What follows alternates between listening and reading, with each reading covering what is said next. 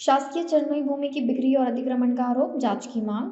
जिला कलेक्टर कार्यालय में मंगलवार को आयोजित जन सुनवाई में ग्राम नापाखेड़ी के निवासी नीलेश पटेल ने पुनः जिलाधीश को आवेदन देकर शासकीय चरनोई भूमि के अवैध विक्रय और अतिक्रमण के मामले में सख्त कार्रवाई की मांग की है। आवेदन में पूर्व सरपंच सहित कई लोगों पर सरकारी जमीन बेचने और कब्जा करने के गंभीर आरोप लगाए गए हैं।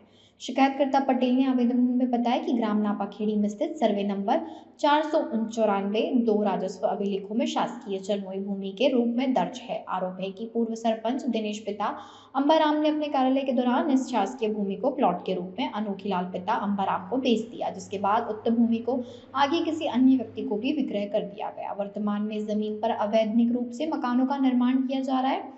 आवेदन में यह भी उल्लेख किया गया है कि बालू पिता सीताराम निवासी ग्राम हापाखेड़ा द्वारा भी नापाखेड़ी की सरकारी जमीन पर अतिक्रमण कर मकान बनाया गया है।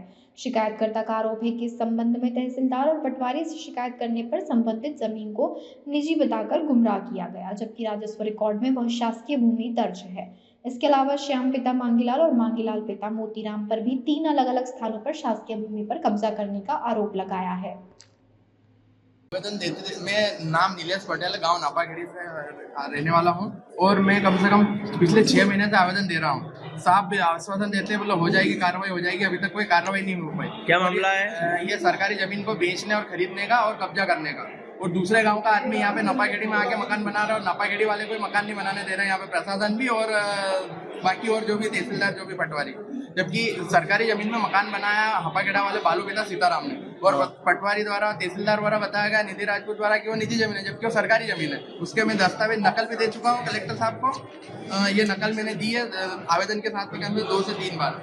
पसंद बस यही बोलते हैं, बोला हाँ कर रहे हैं, पर अभी तो कोई कार्रवाई नहीं हो पाई। और ये चोर है ना, ये चोर ये चारों इकट्ठे हो रहे हैं।